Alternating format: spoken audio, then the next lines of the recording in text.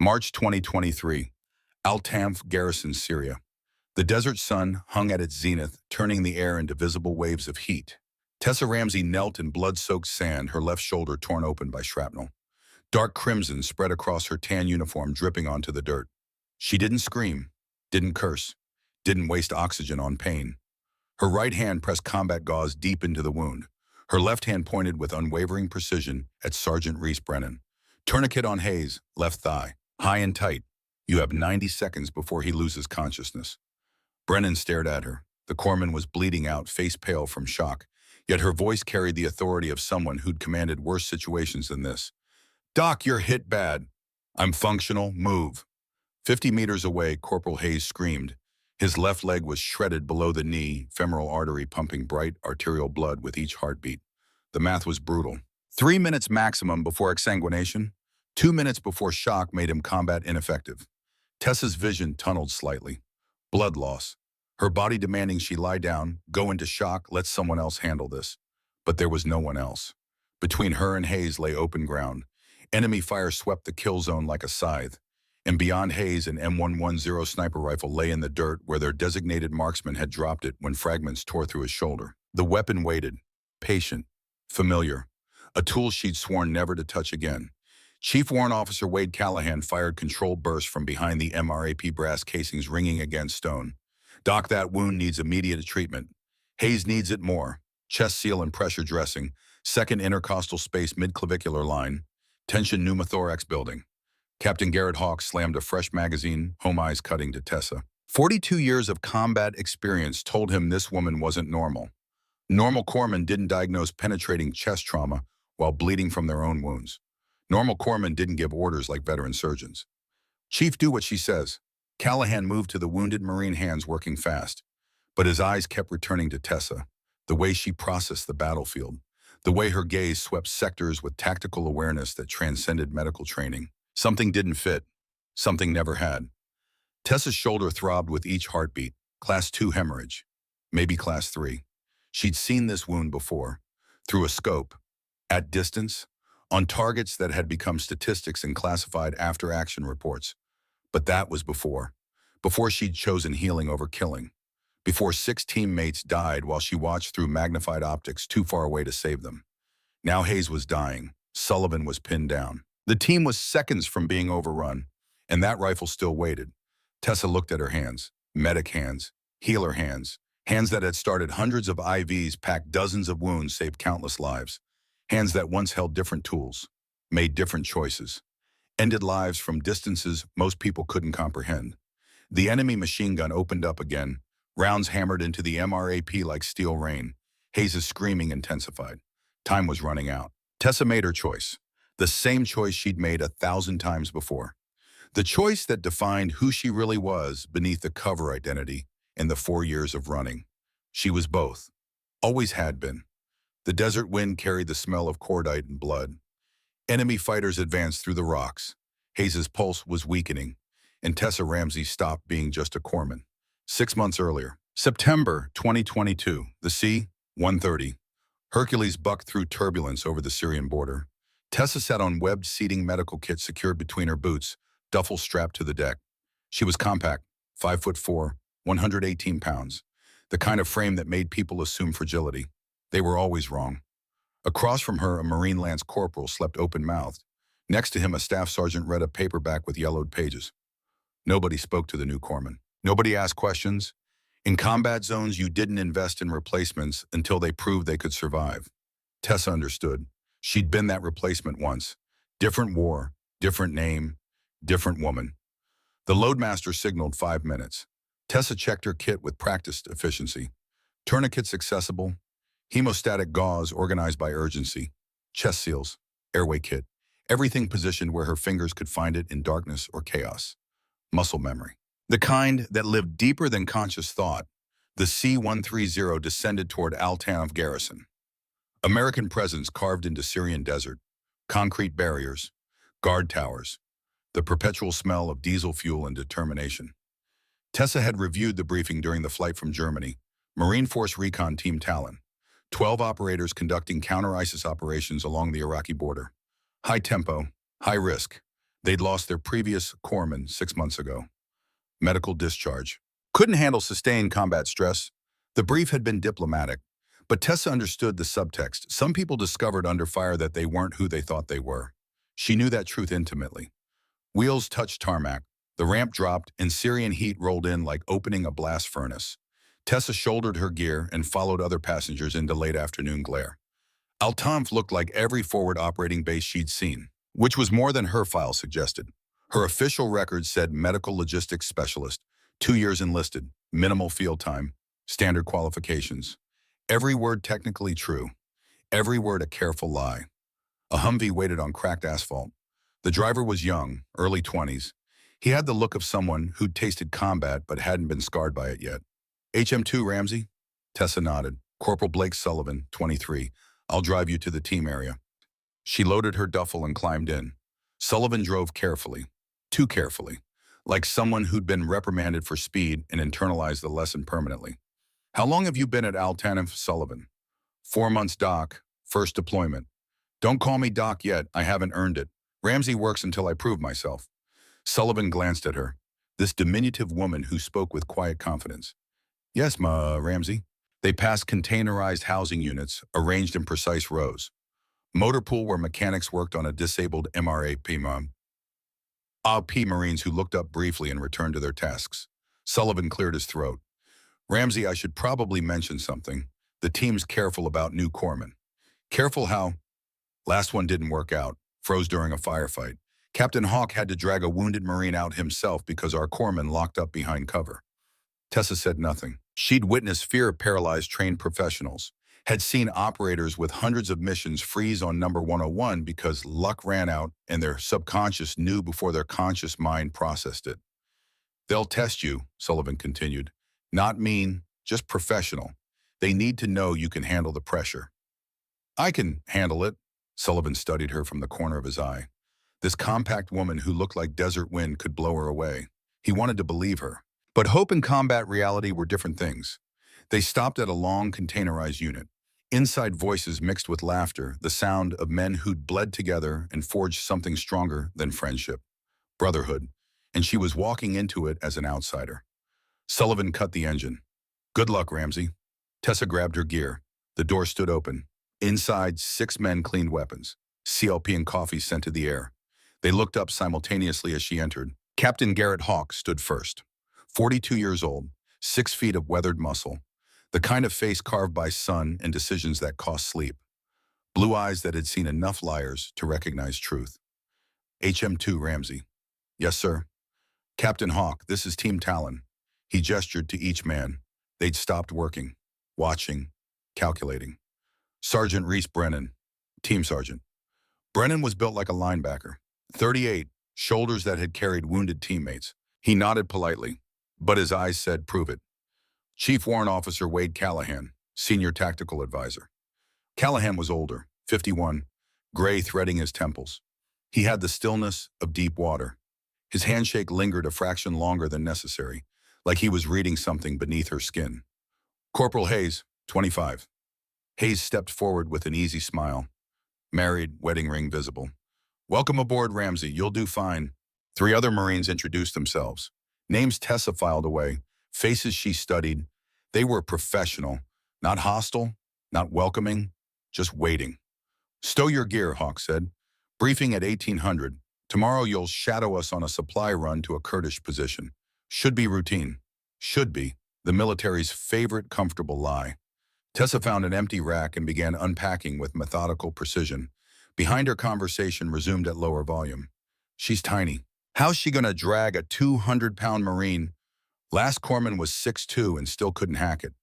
Captain wouldn't assign her if she couldn't handle it. Brennan's voice slightly louder. Captain didn't assign her. Division did. We get who we get. Tessa continued unpacking. No reaction. She'd heard variations on this theme before. Size mattered in combat. Physical strength mattered. Fair assessments from men who'd learned that survival required capability. They'd learn. Or they wouldn't. Either way, she'd do her job. She arranged medical supplies with precise efficiency. Everything exactly positioned. Her hands moved with confidence that came from repetition under pressure. From training most corpsmen never received. Callahan watched from across the room. Those hands moved too well, too practiced, like someone who'd done this in worse places under worse conditions. His instincts whispered, 30 years in the Marines taught you to recognize operators. The way they moved, the way they processed environments. This corpsman moved wrong, or maybe right, he wasn't sure which yet. The next morning came at 04:30. Tessa was already awake. She'd slept lightly, the way you learned when danger could arrive without warning. Team Talon assembled in pre-dawn darkness. 4 MRAPs, 12 Marines, 1 corpsman. Mission: deliver medical supplies to Kurdish SDF fighters 40 kilometers northeast. Intelligence assessment: minimal threat. Tessa climbed into the third vehicle. Sullivan drove. 2 other Marines rode him back. She watched them conduct pre-combat checks with the rhythm of professionals who'd done this hundreds of times.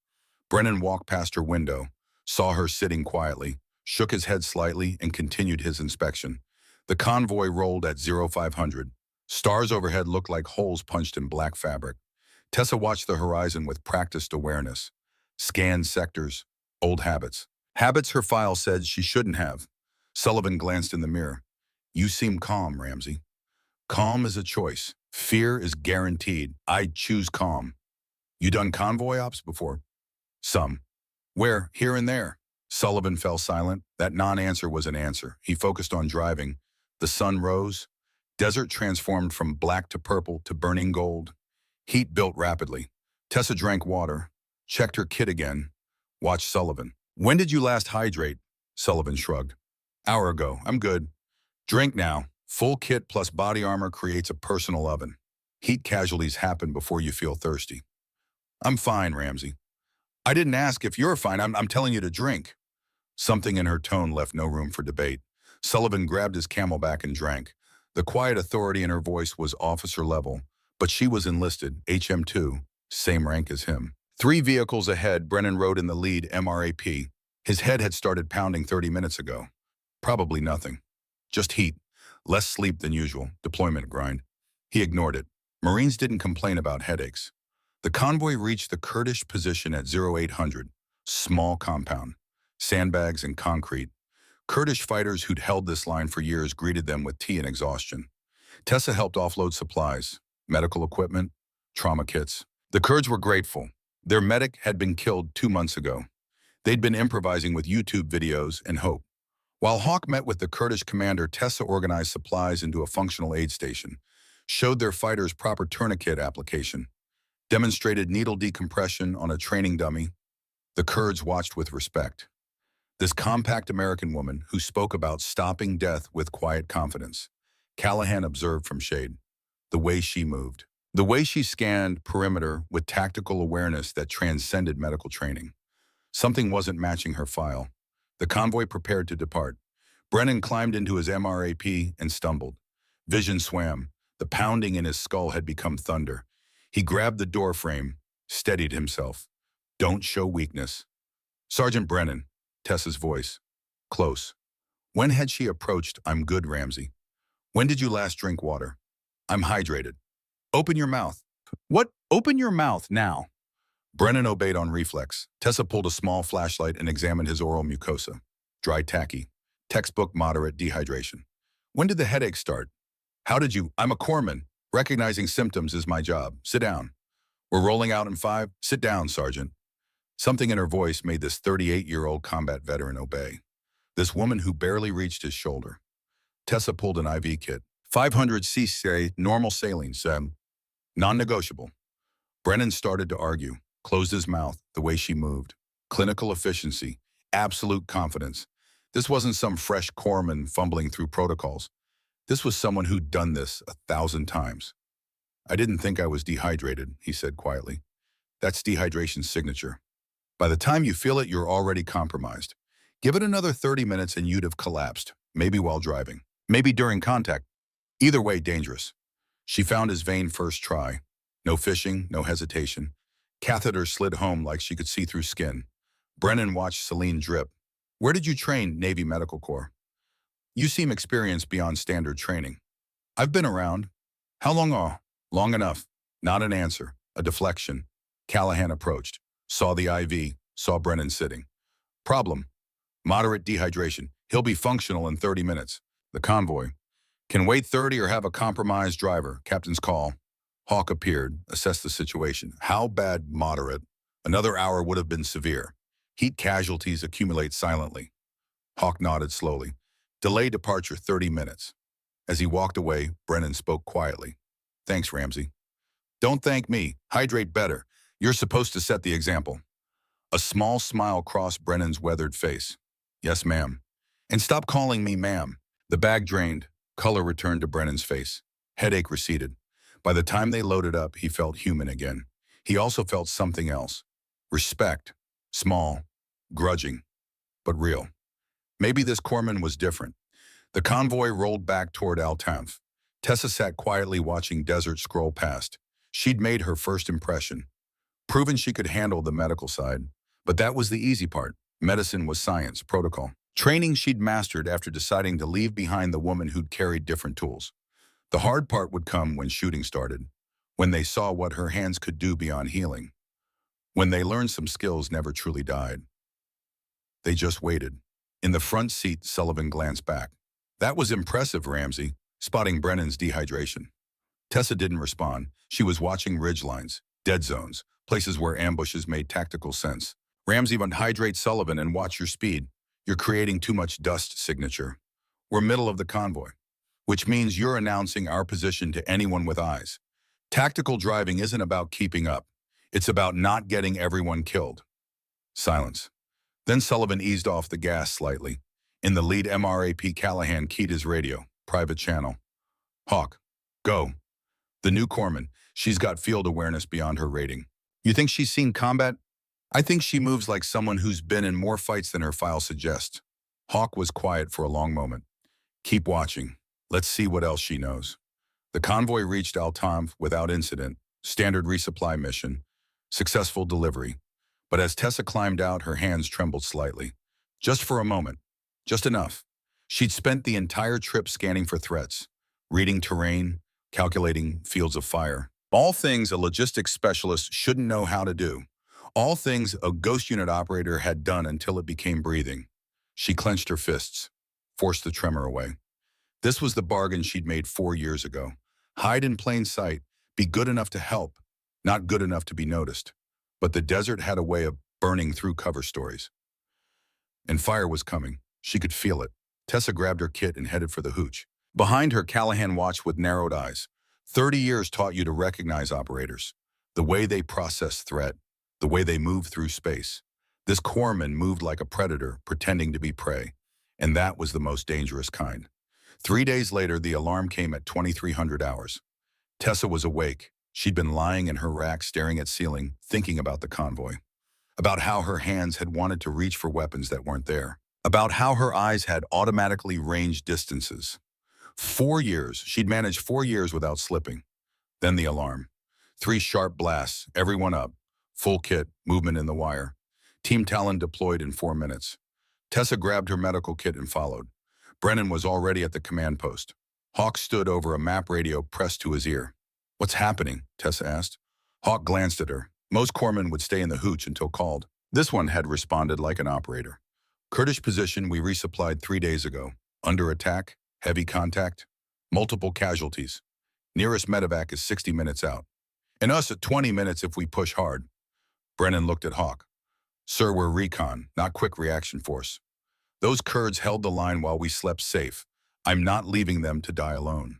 Brennan nodded, no argument, just acceptance. Hawk turned to Tessa. You ready for this? 4 years of pretending.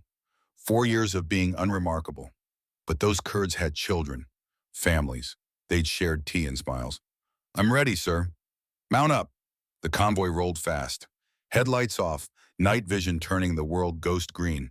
Tessa's heart rate stayed steady. 60 beats per minute. The way she'd trained it. The way Wraith had trained it. Sullivan drove with tight hands. Ramsey, you scared? Fear is a luxury. Focus on your sectors. How are you so calm? Tessa didn't answer. Because the truth was complicated. She wasn't calm, she was controlled. Fear acknowledged and overruled. She'd learned that distinction in a shipping container in Raqqa while her team died around her. The Kurdish position appeared ahead. Tracer fire arced through darkness, rifles cracking. The deeper boom of a PKM machine gun. Tessa's hands moved to her kit automatically. Mental inventory, tourniquets, chest seals, hemostatic gauze, airway kit. The convoy stopped 200 meters out. Hawk keyed his radio. The Kurdish commander responded. Panicked. 3 wounded, 1 critical. Building collapse. Couldn't reach him. Talon copies. We're coming in. Team dismounted. Tessa followed with her kit. Brennan glanced back. Stay behind us, Ramsey. I'll stay where the casualties are, Sergeant. They moved forward in tactical column. Tessa forced herself not to automatically fall into position, not to read terrain the way she'd been trained, not to become the woman who'd done this for 3 years until nothing remained but ghosts and guilt. The Kurdish position was chaos. Fighters behind sandbags, muzzle flashes, cordite and blood. A wounded Kurd lay in the courtyard. Chest wound. Sucking. Maybe 60 seconds before it killed him. Tessa ran to him. Didn't hesitate. Tore his shirt open. Blood bubbled with each breath. Tension pneumothorax. Her hands moved. Chest seal. Firm pressure. She felt for landmarks. Second intercostal space. Mid-clavicular line. The needle went in smooth. Air hissed out. The Kurd gasped. Color returned. You're okay, she said in broken Arabic. Breathe. Just breathe. Callahan appeared. 2 more wounded. 1 trapped in a collapsed building. Show me. They ran across the courtyard. Bullets snapped overhead. Tessa's body wanted to react. Drop. Return fire. All the things that kept you alive. But she was a corpsman now. Corpsman ran toward wounded, not away from danger. The collapsed building was concrete and rebar. Underneath, a voice called weakly in Kurdish. We can't reach him, a Kurdish fighter said. Too unstable. Tessa assessed the rubble. 1 wrong pull would bring it all down. But there was a gap. Narrow. Maybe 18 inches. She looked at Brennan. I can fit. Ramsey, that's not stable. I'm the smallest person here, and he's dying. Hawk appeared, assessed, looked at Tessa. You certain? No, sir. But I'm going anyway. She stripped body armor, grabbed a small trauma kit, squeezed into the gap. The world became darkness and dust. Above her, tons of concrete held by friction and hope. She pushed deeper, found the voice. Young Kurd, maybe 20. His leg was crushed, bone exposed, arterial bleeding. Tessa worked by feel. Tourniquet high on the thigh, cranked tight, bleeding stopped. The kid gasped. American, you're going to be okay. Promise. Tessa had learned not to make promises she couldn't keep. But sometimes people needed hope more than truth. Promise, Marsden. She backed out carefully. The concrete groaned. She lifted. Dust rained down. She emerged covered in powder and blood. Hawk pulled her upright. Status tourniquet placed. But we need him out now or he loses the leg. Team rigged ropes pulled debris. 10 minutes later, they had him out. Tessa went back to work. 4, pressure dressing, pain management. The kid would live, might lose the leg, but he'd live. The firefight ended. Enemy had probed and withdrawn, testing defenses. The Kurds had held, barely. Tessa treated remaining wounded, packed a bullet wound, splinted a broken arm. Her hands moved with efficiency that transcended standard training. Callahan watched. So did Brennan. So did Hawk. When medevac finally arrived, Tessa helped load wounded. The young Kurd grabbed her hand, said something in Kurdish, tears streaming. The interpreter translated. He says you are brave, braver than men twice your size. Tessa shook her head. I just did my job. On the ride back, the team was quiet. Processing. In the back of the MRAP, Brennan sat across from Tessa. Ramsey. She looked up. I've seen a lot of corpsmen, never seen one crawl into a collapse zone. Someone had to. But you didn't have to. Tessa was silent. Then yes, I did. That's what we do. We go where it's dangerous because that's where people need us. Brennan studied her. This compact woman covered in dust and blood. Where did you serve before Al-Tanf? Different places. You move like someone with combat experience. I've been around. How long, Palm? Long enough. Same deflection, same careful evasion. Callahan's voice from the front. Ramsey, how did you know to do the needle decompression without confirmation? Presentation was textbook. Sucking chest wound, respiratory distress, tracheal deviation. I wasn't waiting for x-ray confirmation. That's level 2 trauma facility care. Where did you train? Landstuhl Medical Center, 18 months. Doing what? Keeping people alive. Questions stopped, but the watching intensified because the team had seen something that didn't fit. A corpsman with field awareness, tactical sense, calm under fire that took years to develop. And Tessa knew they'd seen it. New questions would come. But not yet. Not until the desert forced her hand. Not until healing wasn't enough and she'd have to reach for skills supposedly dead and buried. Not until her hands remembered what they'd been trained to do before they learned to save lives. Before they learned to take them. The convoy pulled into Al-Tanf as sun rose. Golden light across endless sand. Tessa climbed out. Her shoulder ached from the crawl. Her hands were steady, but inside something had shifted. Some door she'd kept locked had rattled. The woman she'd been was pressing against the woman she'd become, and the desert patient and merciless was waiting to see which one would survive. Hawk watched her walk toward the hooch, compact, unassuming, professional, and absolutely nothing like her file suggested. "Chief," he said quietly. Callahan joined him. "Sir, find out who HM2 Tessa Ramsey really is." "Already working on it, sir." Because some truths couldn't stay buried forever. And in the desert under fire, everyone eventually became exactly who they'd always been. The only question was whether Tessa Ramsey was ready to face the ghost she'd spent 4 years running from. The desert would have its answer soon.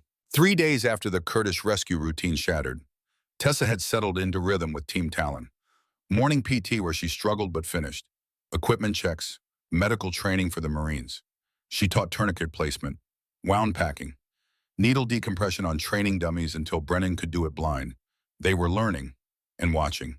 Callahan asked questions, casual, probing. "Where'd you train? How long you been doing this? Ever see real combat before Al-Tanf?" Tessa deflected, stayed vague, but she felt the net tightening. Hayes had become friendlier. 25, married. He'd shown her photos of his daughter Emma, 3 years old, blonde curls, big smile. "She's why I'm careful, Doc. Got something to live for." Tessa studied the photo. "Then let's make sure you get back to her." The mission brief came at 0600. Supply convoy to a remote observation post. 12 Marines, 4 MRAPs. Standard route. Intelligence assessed threat as minimal. Intelligence was catastrophically wrong. The convoy rolled at 0730. Tessa rode in the third vehicle with Sullivan driving and 2 other Marines in back. Morning was cool, desert winter. The kind of cold that burned off by noon but froze fingers at dawn. They were 40 minutes out when Sullivan spoke. "Ramsey, you ever been in sustained combat?" Tessa watched ridgelines. Defined sustained. Like extended firefight, not just a probe. She thought about Raqqa, the shipping containers where Ghost Unit had been surrounded. 47 minutes of hell while ammunition ran dry and teammates died and she'd put rounds downrange until her barrel glowed. Once or twice. What's it like? Loud, confusing, slower than you think and faster than you're ready for. "You scared right now?" Tessa looked at him. This 23-year-old kid who'd volunteered for this, who had no idea what was waiting. Always fear keeps you alive. Panic kills you. How do you tell the difference? Fear makes you careful. Panic makes you stupid. Stay on the fear side. Sullivan nodded, gripped the wheel tighter. The convoy passed through a wadi. Steep walls both sides, textbook ambush terrain. Every instinct Tessa had screamed danger. But what could she say? Based on what intuition from 3 years of Black Ops she wasn't supposed to remember? The RPG hit the lead vehicle at 0814. Explosion, orange flame, black smoke. The MRAP lurched sideways but stayed upright. Armor held, vehicle disabled. Then the world became gunfire. Muzzle flashes from both ridges. PKM machine guns, AK-47s, Dragunov sniper rifle. Rounds hammered the convoy like steel rain. Sullivan slammed brakes. Marines in back already moving. Doors open, taking cover. Return fire immediate and disciplined. Tessa grabbed her kit and bailed out. Hit sand, crawled to the disabled lead vehicle. Inside screaming. The back door was jammed. She yanked. Nothing. Brennan appeared beside him. Together, they forced it open. 3 Marines inside. 1 unconscious. 1 holding his arm. 1 covered in blood, but functional. "Get them out," Hawk's voice over radio. "We're pinned." Tessa dragged the unconscious Marine clear. No visible wounds. Concussion from blast. She checked airway. Breathing. Pulse strong. He'd live if they could evacuate. Second Marine had compound fracture. Arm. Bone showing. Tessa splinted with whatever she could grab. Pressure dressing. The Marine bit back screams. "You're okay. Breathe through it." Third Marine was Hayes, face covered in blood from scalp laceration. Looked worse than it was. Tessa packed it, tied it off. Can you fight? Hayes grabbed his rifle. Hell yes. And then get to cover and return fire. The ambush was coordinated, ISIS remnants, maybe 30 fighters. High ground. Surprise. Americans in a kill zone. But they lacked discipline. Marines had that, and discipline beats surprise if you survive long enough. Tessa worked methodically. 2 more wounded from second vehicle. Shrapnel wounds, serious but not critical. She treated and moved. Treated and moved. Hands steady despite rounds cracking overhead. Callahan appeared. Ramsey, stay down. I am down. Where's the fire coming from? Both ridges, 800 meters. Machine gun nest pinning us. Tessa looked, found the position immediately. Not because she could see it, because she knew where she'd put it if planning this ambush. High ground, wide field of fire, defilade position behind large boulders. Northeast ridge, 680 meters, behind the boulder cluster. Callahan raised his scope, scanned, found it. How the hell did you spot that? Tessa didn't answer. She was watching tactical situation unfold. Enemy was good, but they'd opened too early. Should have waited for entire convoy in kill zone. That mistake would cost them. But only if someone took out that machine gun. Hawk was on radio. Overwatch Talon 6 troops in contact. Request immediate air support. Static, then apologetic voice. Talon 6 negative on immediate CAS. All birds engaged.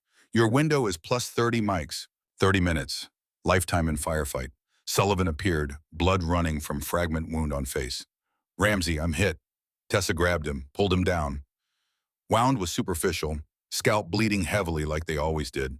She packed it, wrapped it. You're fine, not even deep. There's so much blood. Scalp wounds bleed, it's what they do. You're not dying. Get back to your weapon. Sullivan stared at her, this compact woman completely calm while the world exploded. He nodded, grabbed his rifle, moved to cover. The machine gun opened up again. Rounds stitched across dirt. 1 Marine went down, leg hit, femoral artery. Tessa ran, didn't think, just moved, reached him in seconds. Blood pumping bright red. Arterial, maybe 90 seconds before shock. Her hands moved automatically. Cat tourniquet, high on thigh, cranked tight.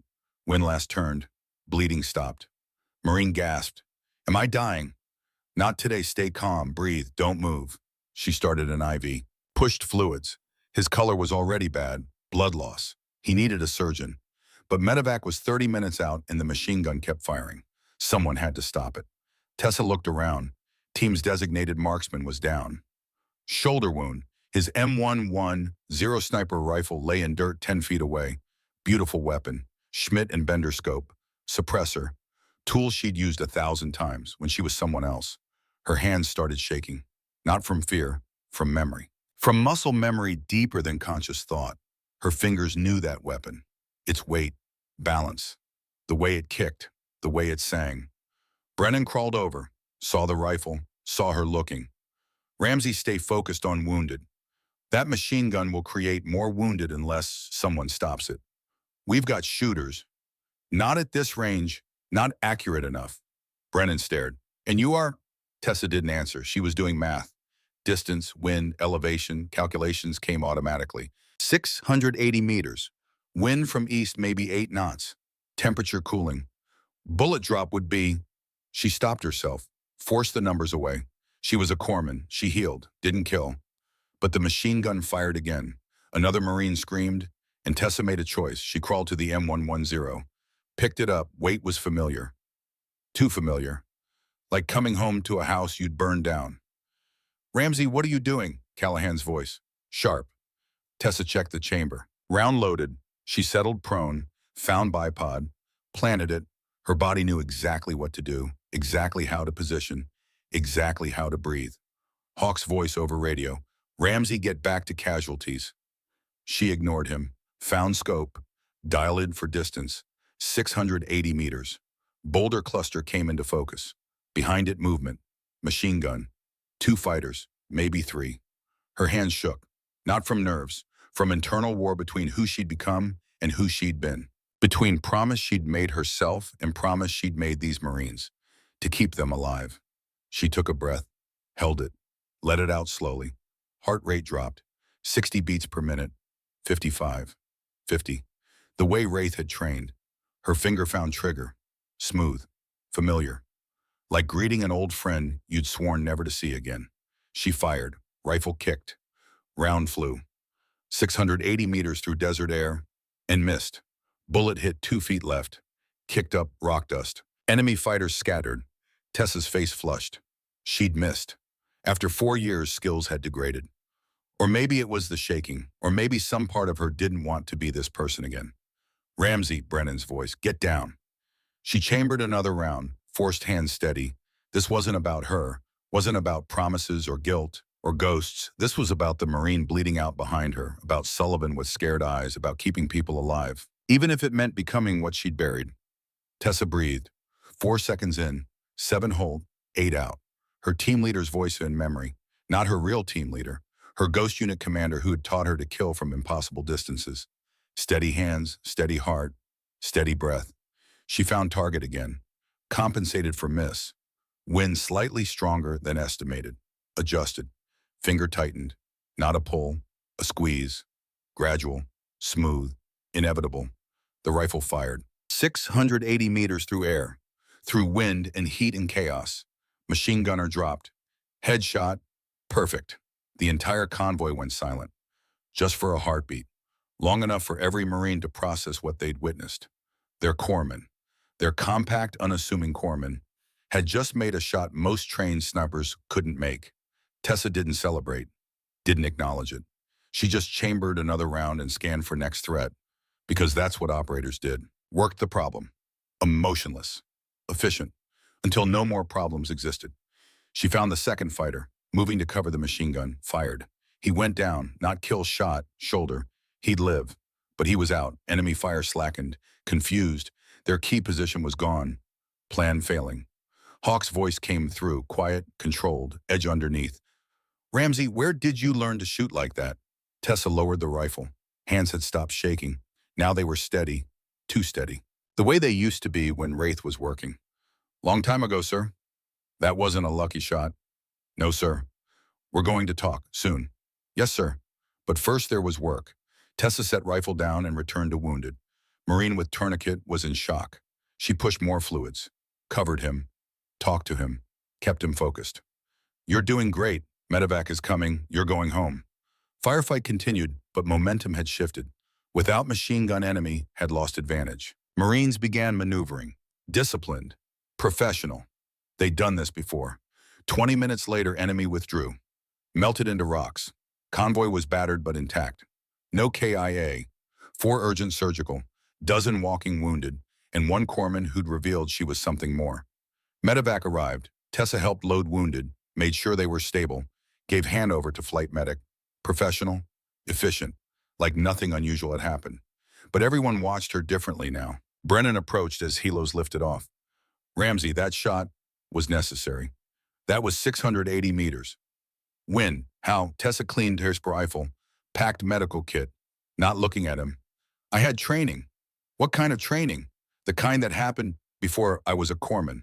Callahan joined them, eyes hard, assessing. HM2 Ramsey, who are you really? Tessa met his gaze, held it. For a moment she considered lying, deflecting, running like she'd been running for 4 years. But the desert had other plans. The convoy limped back to Altanf. 1 vehicle disabled and left for recovery. Everyone cramped into remaining 3. Tessa rode in silence. Around her, Marines whispered.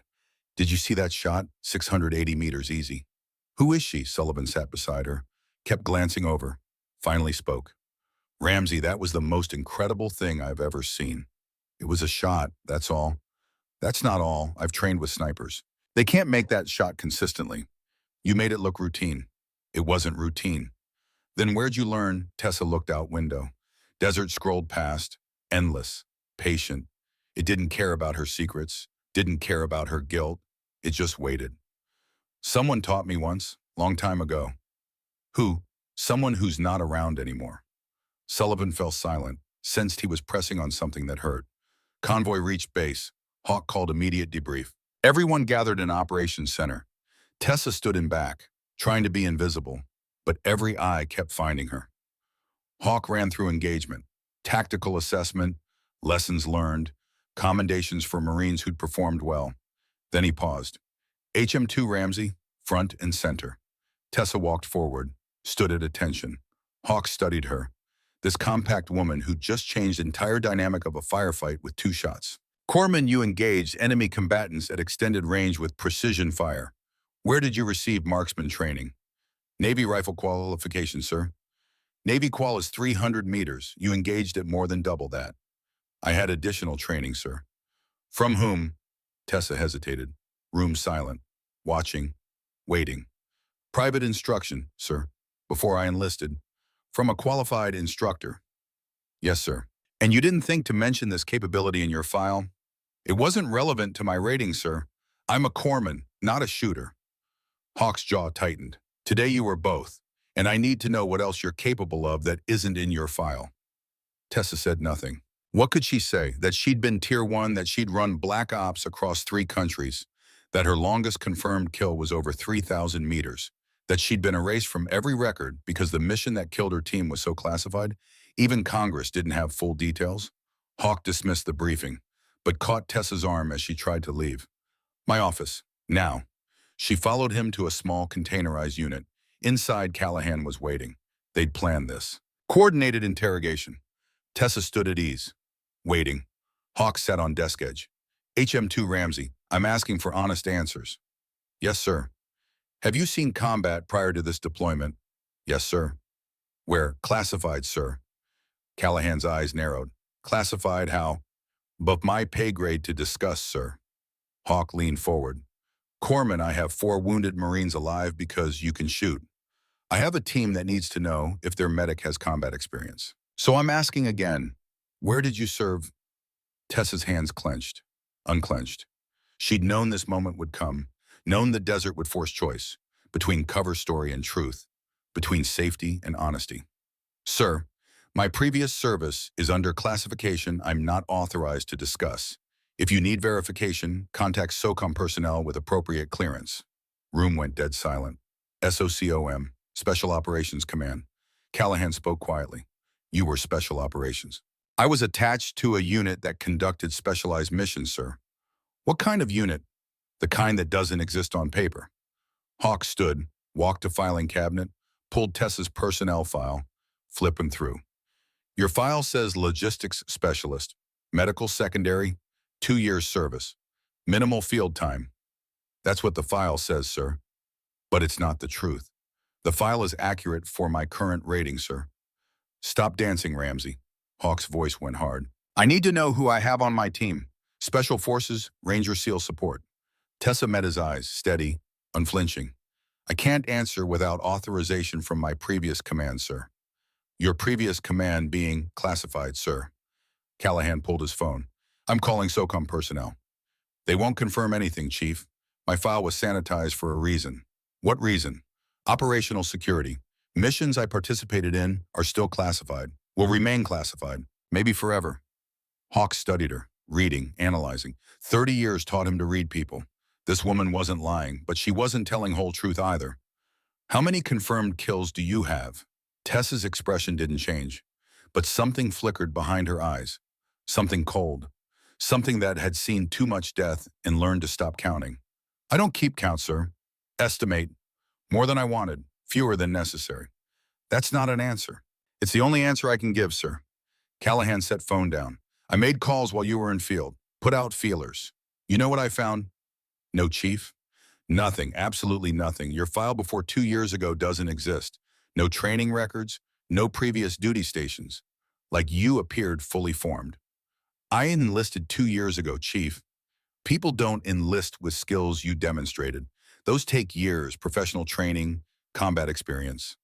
Tessa said nothing. Just stood there, compact, unassuming, immovable. Hawk sighed. Ramsey, I'm not trying to jam you up, but I have Marines under my command. I need to know their capabilities. If you have combat experience, if you have advanced training, I need to know what you can do. I can keep Marines alive, sir. That's what I'm trained for now.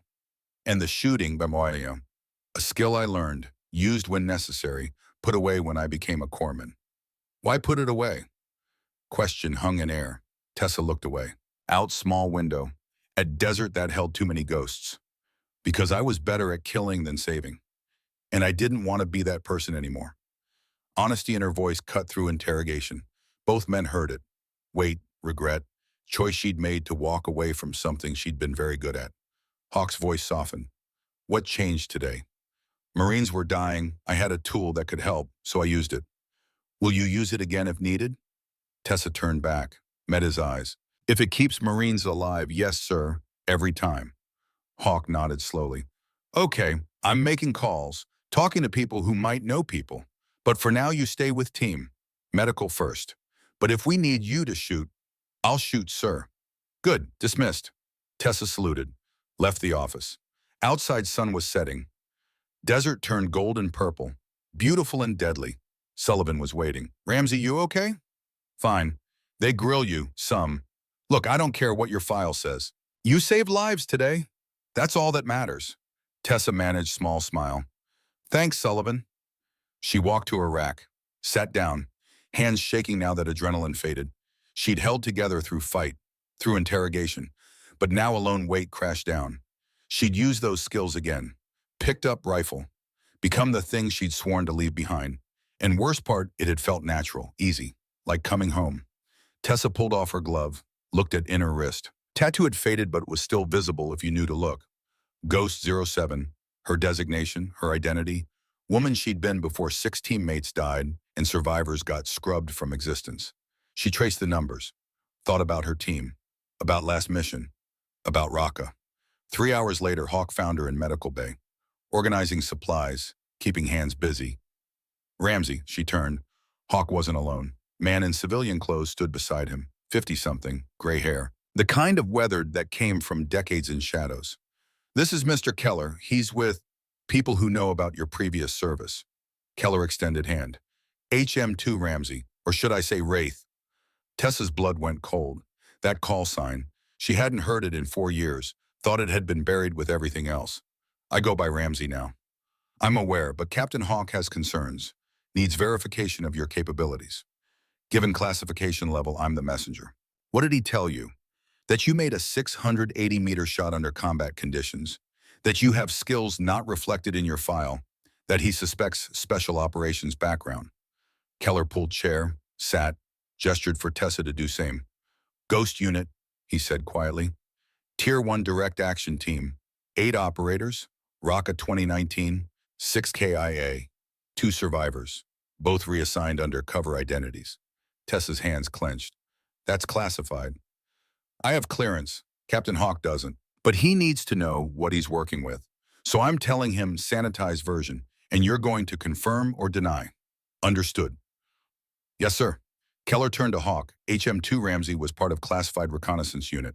They conducted direct action missions in denied territory. Her specialty was long-range marksmanship and medical support. Unit was disbanded after mission went sideways. Casualties were high. Survivors were reassigned to conventional roles. Hawk processed this. How long was she with this unit? 3 years, 47 missions, all successful until the last. And her marksmanship qualification? Keller looked at Tessa. You want to tell him, or should I? Tessa's voice was barely whisper.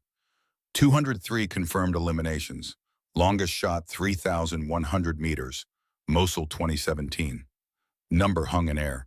Hawk's eyes widened slightly. 3,000 meters. Nearly 2 miles. World class. Record territory. Jesus. Callahan breathed from doorway. You're one of the best snipers alive. Was, Tessa corrected. Was one of the best. I don't do that anymore. Why not? Hawk asked. Tessa looked at Keller. He nodded. Permission to speak. Last mission, Raqqa. We were compromised. Intel was bad. Walked into trap. 6 of my teammates died while I provided overwatch.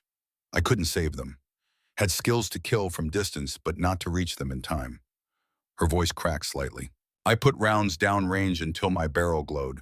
Killed 17 enemy fighters trying to break through to my team. But it wasn't enough. They died anyway. And I lived.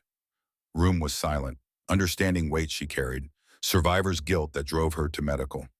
So I requested reassignment, asked to become corpsman, learned to save instead of kill. They agreed, gave me new file, new identity. Chance to be someone different. And you've been hiding it for 4 years, Hawk said. I wasn't hiding, I was healing. Becoming person I wanted to be instead of weapon I'd been trained to be. Keller stood. Captain HM2 Ramsey is cleared to serve in current capacity. Her previous experience is an asset. Use it if needed. but respect her choice to prioritize medical over combat. Understood. Keller left. Hawk and Callahan remained. Looking at this compact woman who carried weight of 200 lives ended in 6 she couldn't save. Ramsey, Brennan's voice from door. We're not judging, just processing. Tessa nodded. I understand. 200 kills, Sullivan whispered from behind Brennan. I can't even imagine. Don't try, Tessa said quietly. Every number is a person. Every person had family. I did what I was ordered to do, what needed doing, but I'm not proud of it. Hawk stepped closer. Ramsey, you saved lives today, both with medical and marksmanship. That's who you are now, someone who uses both skills when needed. I left that life, sir. Life left you, but skills stayed, and they kept my Marines breathing today. I'm grateful. Brennan entered fully, stood at attention. Ramsey, I owe you an apology. I judged you on size. On appearance, I was wrong. You're one of the most capable people I've served with. You don't need to. Yes, I do, and I'm saying it in front of witnesses. You're not just a corpsman, not just a shooter. You're integrated. You're what we all should be, adaptable, skilled, humble. Tessa felt something crack inside. Wall she'd built between Wraith and Ramsey, between killer and healer. Maybe they weren't separated. Maybe they were two parts of same person. Maybe integration was the answer. Thank you, Sergeant. Team gathered, one by one, each offering respect in their own way.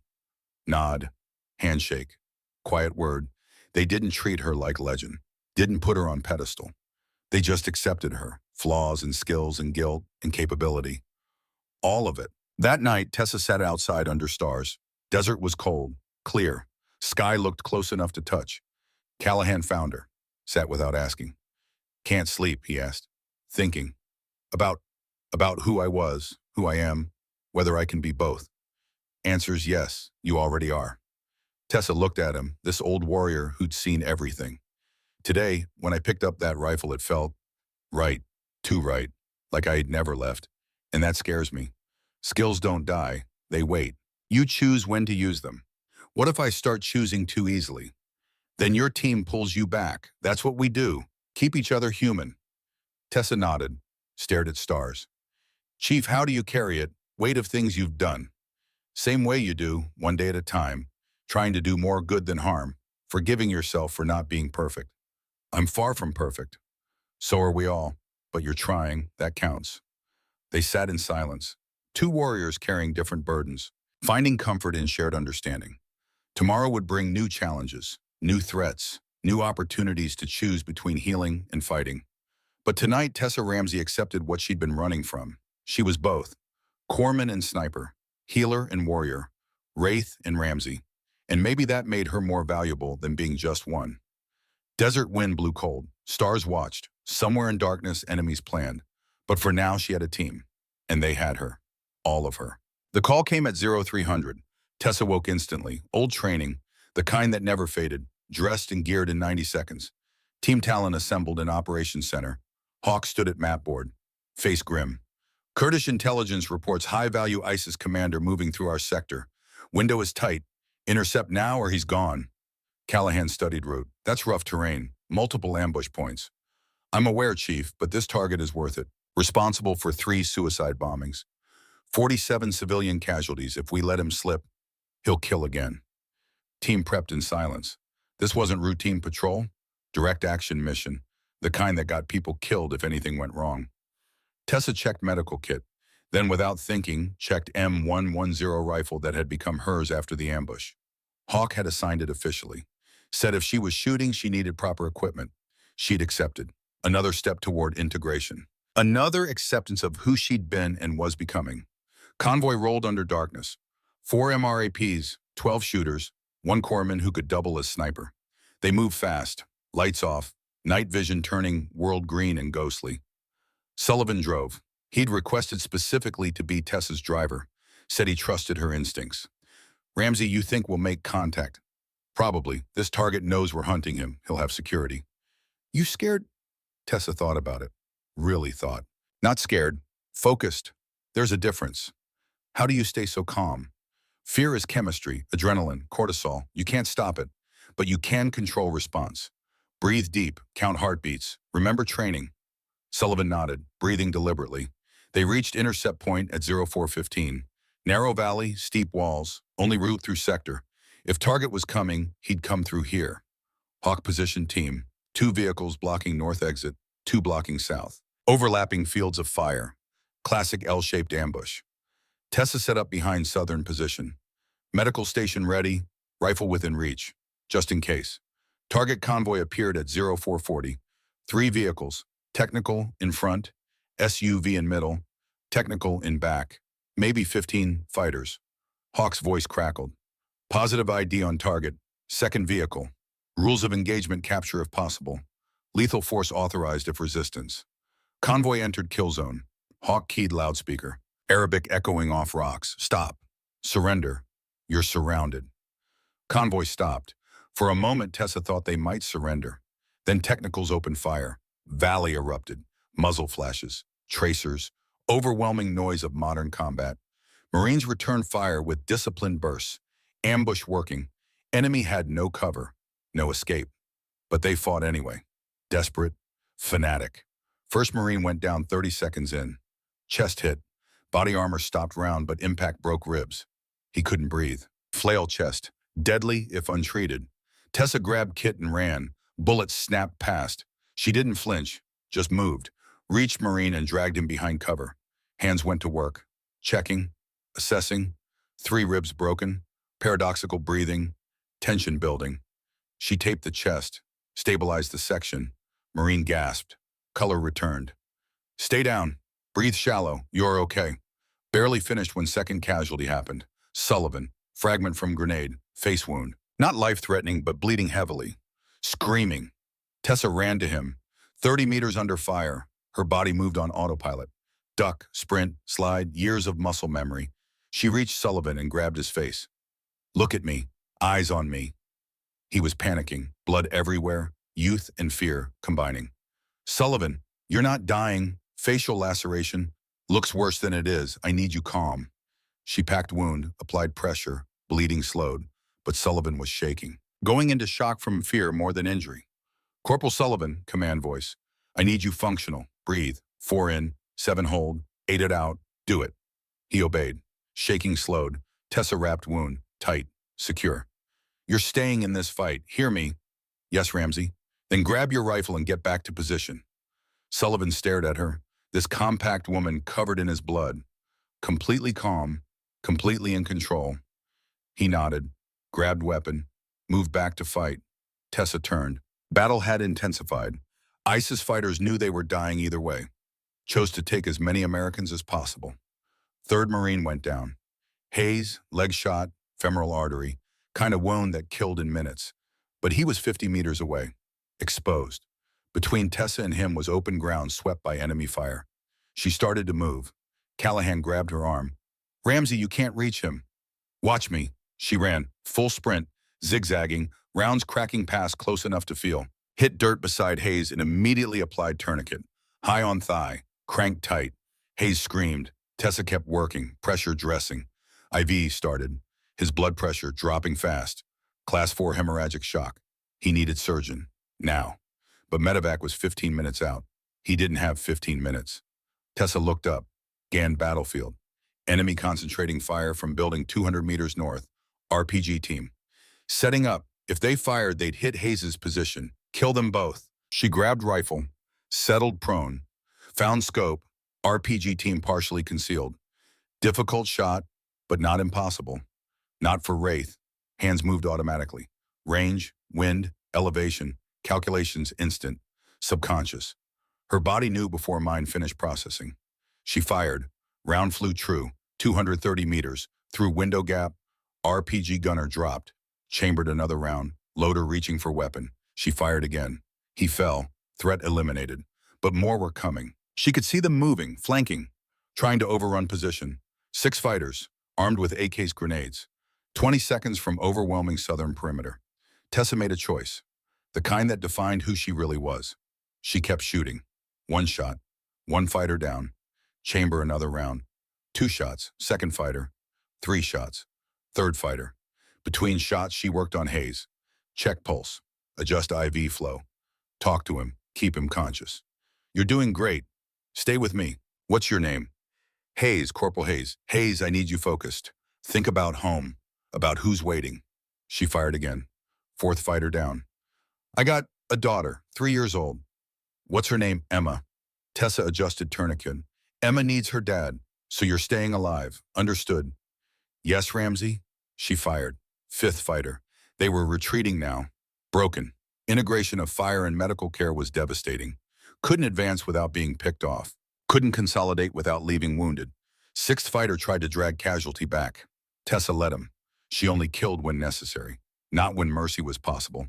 Firing slackened, stopped. Enemy melted away.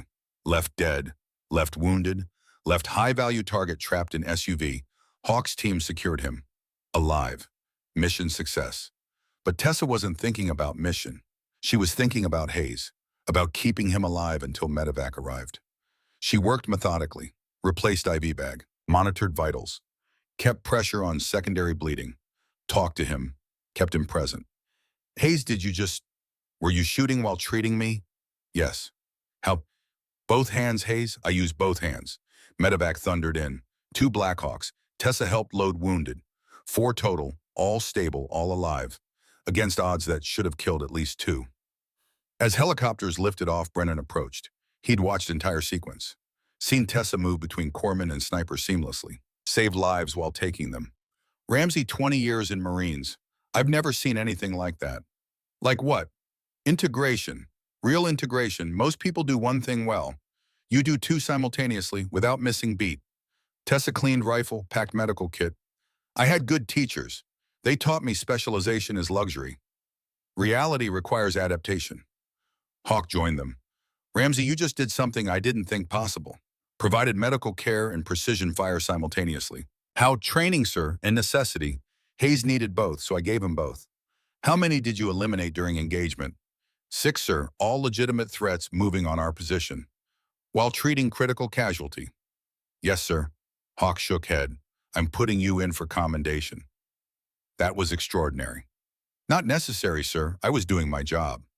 Your job is medical. My job is keeping Marines alive, sir. Sometimes that means medicine. Sometimes shooting. Today it meant both. Convoy returned to Al-Tanf as sun rose. Golden light across desert. Tessa sat in silence. Exhausted. But also something else. Complete. Like 2 halves of herself had finally merged into whole. She was Wraith. She was Ramsey. She was both. And that was okay. The next morning, Colonel Marcus Vance arrived at Al-Tanf, 58, Silver Eagles, senior officer who didn't visit forward positions unless something important was happening. Hawk briefed him privately, then called for Tessa. She reported to Operations Center, stood at attention. Vance studied her. This compact woman who'd pulled off something that would be talked about in military circles for years. At ease, Petty Officer Ramsey, or should I call you Wraith? Tessa's stomach dropped. Ramsey is fine, sir. Your file just surfaced, real one. Took considerable clearance to access, but after yesterday's performance, people in high places wanted to know who you really were. He pulled folder. Classified markings. Top secret. Ghost Unit, Tier 1 direct action, 3 years, 47 missions, 203 confirmed eliminations. Longest shot, 3,100 meters. He looked up. You're a legend, Ramsey. People still talk about Mosul shot, about Raqqa last stand. You're one of best operators we've produced. Was, sir, I'm a corpsman now. Yesterday you were both, and you were magnificent, which is why I'm here, to make you an offer. Tessa's jaw tightened. She knew what was coming. We want you back, full reactivation, your choice of units. DevGru, Delta, any Tier 1 element. Full rank restoration, back pay, everything you gave up 4 years ago. Offer hung in air, everything she'd walked away from. Prestige, missions, purpose that had defined her for 3 years. Sir, I appreciate offer, but I declined for a reason. That reason hasn't changed. Even after proving yesterday you can do both. Especially because of yesterday, sir, I proved something more important than shooting ability. I proved integration is possible, that we don't have to choose between healing and fighting. We can do both when necessary. Vance leaned back. Explain. Military-trained specialists, medics who heal, shooters who kill. We put people in boxes, but real combat is messy, requires adaptation. Yesterday I adapted, and 4 Marines are alive because I didn't limit myself to one skill set. So you're saying answer is integration? Yes, sir. Teaching operators medical skills, teaching medics tactical skills, creating people who can do both. That's more valuable than having another specialist in unit already full of them. Vance studied her. You want to teach? Yes, sir. I want to build program, integrated combat medicine, train corpsmen to shoot, train shooters to treat trauma, make everyone more capable. That's ambitious. It's necessary, sir. Corpsman who freezes under fire gets people killed. Shooter who can't treat his buddy watches him bleed out. We can fix both problems with right training. Vance considered, then smiled. You know what, Ramsey? You're right, and I'm going to support this. You'll have funding, facilities, access to training cadre. Build your program. Show us what integrated training can produce. Tessa felt something in her chest loosen. Thank you, sir. But there's condition. You stay in. Full career. You're too valuable to lose to civilian life. I can accept that, sir. Good, because Corps needs people like you, people who see beyond boxes we put them in. Vance stood, extended hand. Welcome back, Petty Officer Ramsey, not to special operations, to something bigger, to changing how we train warriors.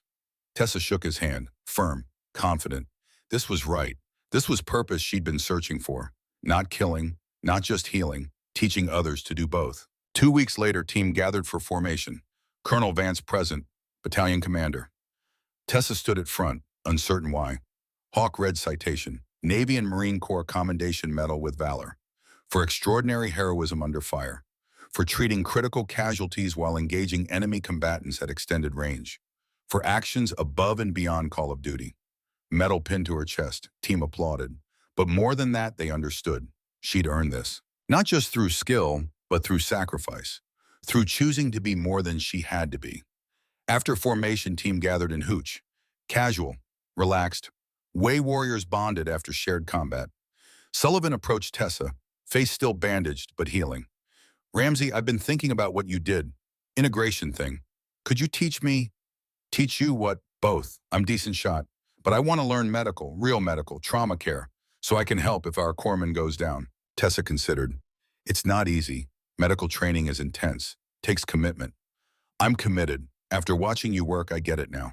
Being able to do both makes you more valuable, makes team stronger. Brennan joined them. I'd like to learn too, Ramsey. I can shoot fine. But if you go down, we're in trouble. If more of us knew trauma care, we'd be more resilient. Callahan nodded. Count me in. I'm old, but I can still learn. One by one, team volunteered. They wanted what Tessa had. Integration, capability, confidence that came from being more than specialist. Tessa felt emotion rise. These men who doubted her were now asking her to teach them, trusting her not just to keep them alive, but to make them better. Okay, she said quietly, we start tomorrow. But understand something. Medical training is harder than shooting, requires patience, study, practice. We're ready, Ramsey. First lesson then, medicine saves more lives than marksmanship. Always. Gun is last resort. Medical is first response. You master medical first, shooting second. Brennan smiled. But when both are needed, Tessa met his eyes. Then you need steady hands and steadier heart, because choosing when to heal and when to fight is harder than doing either one. Training began next day. Tessa taught tourniquets, wound packing, airway management, chest seals, basics that saved lives. But she also taught integration, how to treat while under fire, how to move between medical and tactical roles, how to think beyond specialty. They were eager students, motivated by respect and shared experience. Within 2 weeks, every member of Team Talon could provide advanced trauma care. Within 4 weeks, they could shoot and treat simultaneously. Team became more than reconnaissance unit. They became model. Other teams heard about it. Requested training. Tessa's informal program grew. Command noticed. Colonel Vance pushed funding through. Tessa was reassigned to develop formal curriculum. Integrated combat medicine. Program that would change how military trained medics and operators. 6 months later, September 2023, Al-Tanf garrison had changed. New training facilities stood where empty desert had been. Classrooms, medical labs, shooting ranges, everything needed to teach integration. Tessa Ramsey stood at front of classroom, 16 students at attention, corpsmen and operators, mixed, learning together. She'd gained 8 pounds, healthy weight on frame that had been too thin. Darkness under eyes was gone, replaced by something else. Purpose, direction, Peace. Welcome to Integrated Combat Medicine, she began. This course will teach you to be more than specialists. You'll learn trauma care, tactical marksmanship, but most importantly, you'll learn when to use each skill. She clicked to next slide. Our motto, heal first, fight when required. Students nodded, taking notes. These were volunteers, people who wanted to be more capable, more valuable to their teams. Over next 6 months, program expanded. Navy officially adopted it for all Force Recon Corpsmen. 4 other teams requested training. Army Special Forces medical community took notice. Requested cross-training. Sullivan graduated top of first class. Tessa made him assistant instructor. He taught shooting portion while she taught medical. Perfect integration, student becoming teacher. Program's success metrics were undeniable. Teams that went through ICM training had 50% fewer preventable casualties. Response times to trauma improved 40%. Capability across board increased. But more than numbers, culture changed. Operators learned to value medical skills. Medics learned they could fight when necessary. Boxes broke down. Integration became doctrine. One afternoon, Tessa visited classified facility in Virginia. Memorial wall, black granite. Names etched in gold. Ghost unit casualties. She found her team. 6 names, brothers and sisters who died in Raqqa. She placed medical caduceus pin at base of memorial, next to trident, next to crossed rifles.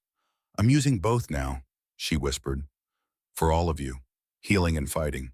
I'm teaching others, making sure no one else has to choose, making sure everyone can do what's needed when it's needed. She touched each name, felt cold stone, permanence of loss.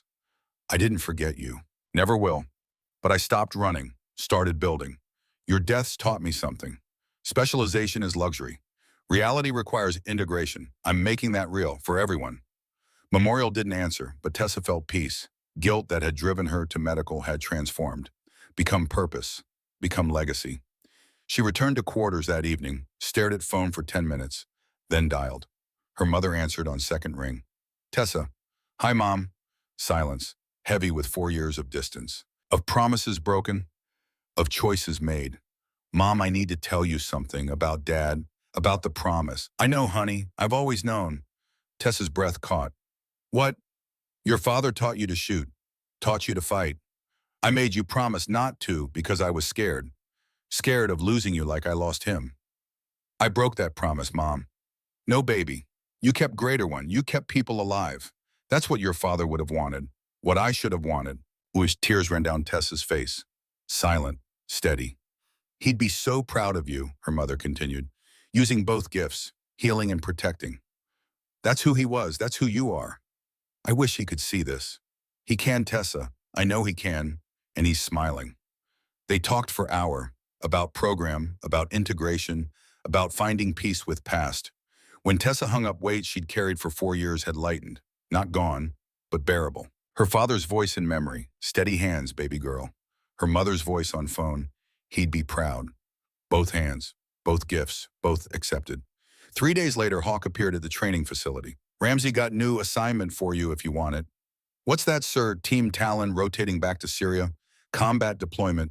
We'd like you to come as our corpsman, but also as our shooter when needed. Tessa considered. She'd built program, trained trainers. Sullivan could run classes without her. But Team Talon was her team. People who'd accepted her, trusted her, let her be both. I'm in, sir. When do we deploy? 2 weeks. You sure you've got good thing here? Teaching. Safe. Safe isn't why I joined, sir. And team needs someone who can do both. I'm that person. Hawk smiled. Good, because we wouldn't deploy without you. Day before deployment, new corpsman arrived. Fresh from school, 22, nervous. He found Tessa in training facility. HM2 Ramsey. That's me. I'm HM3 Parker. I heard about your program, about what you did. I want to learn, want to be like you. Tessa studied him. This kid with hope in eyes, wanting to be hero, not understanding yet what it cost. Parker, forget what you heard. Focus on what matters, which is your Marines. Keep them alive. Everything else is secondary. But the shooting is tool, like scalpel. You only use it when necessary. Your primary mission is medical. Master that first. Rest comes when needed. How do I know when it's needed? Tessa thought about Hayes bleeding out, about Sullivan panicking, about choice she made every time she picked up rifle while wearing medical kit. You'll know. Situation will demand it. And if you've trained both, you'll be ready. But never forget, medicine saves more than marksmanship, always. Parker nodded, absorbing, learning. I've got 2 weeks before I deploy, Tessa said. I'll teach you what I can, but understand something. This path is hard. You'll carry weight, make choices, live with consequences. You sure you want this? Yes, ma'am.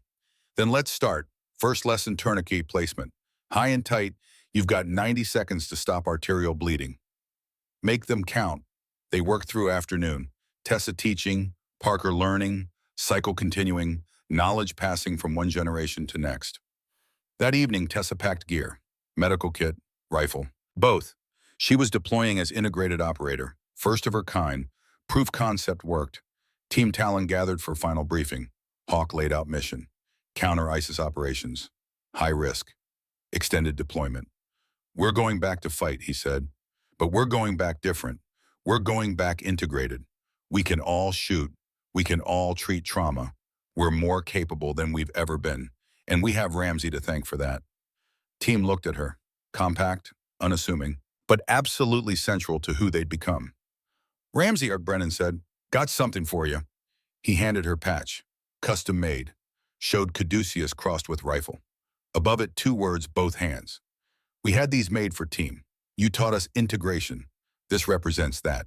Medicine and marksmanship. Healing and fighting. Both when needed. Tessa took patch. Felt weight of it. Not physical weight. Weight of acceptance. Of belonging. Of finding her place. Thank you, she said quietly. All of you. Deployment launched next morning. 4 MRAPs at 12 Marines, 1 corpsman, who could do what few others could. They rolled into Syrian desert as sun rose. Tessa watched horizon, scanned for threats, calculated fields of fire, but also thought about treatment protocols, about where medical supplies were staged, about who she'd reach first if contact happened. Both hands, both skill sets, integrated, ready. Sullivan drove, looked back at her. Ramsey, you think we'll see action? Probably, but we're ready. Because of you, because you taught us to be more than one thing. No, Sullivan, you were always more than one thing. I just showed you how to access it. Convoy disappeared into desert, into heat and dust and danger. But they went together, trained, capable, integrated, and in small office back at Altamf Parker, practiced tourniquet placement. Over and over, 90 seconds, high and tight, learning skills that would save lives. Program continued, growing, spreading, changing doctrine, one student at a time. Tessa Ramsey had found her purpose, not in being best sniper, not in being just corpsman, but in being both, and teaching others to do same. Some skills we bury because we fear them. Some we resurrect when lives depend on it. Wisdom isn't in choosing one or other. It's in knowing when each is needed, and having steady hands to use both. Desert wind blew, sun climbed. Somewhere ahead, mission waited. But for first time in 4 years, Tessa wasn't running from who she'd been. She was building on it, using both parts of herself to create something better. Wraith and Ramsey, killer and healer, past and present, integrated, complete, ready, both hands.